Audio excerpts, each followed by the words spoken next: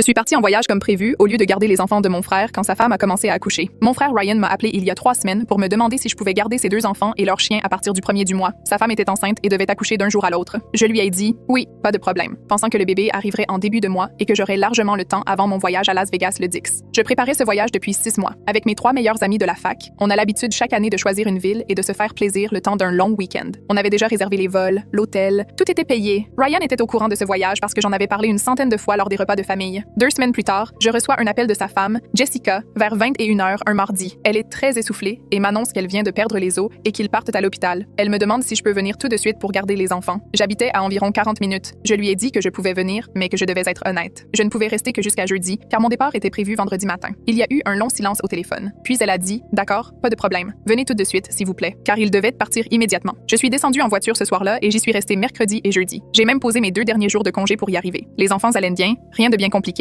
Préparer le petit déjeuner, les déposer à l'école, aller les chercher, nourrir le chien, rien d'extraordinaire. Jeudi après-midi, je me suis soudain souvenu que je n'étais pas encore allée chez le coiffeur. J'avais pris rendez-vous il y a des mois pour jeudi soir, justement pour être présentable pour le voyage. Le salon était près de chez moi, à environ 45 minutes. J'ai appelé Ryan à l'hôpital et je lui ai dit « Je peux partir ce soir après le coucher des enfants ou très tôt vendredi matin avant leur réveil. Dans tous les cas, il faut que j'aille chez le coiffeur et que je prépare ma valise. » C'est là qu'il a complètement pété les plombs. Il s'est mis à hurler, me reprochant d'avoir promis de les aider et de les avoir abandonnés au moment où ils avaient le plus besoin de moi.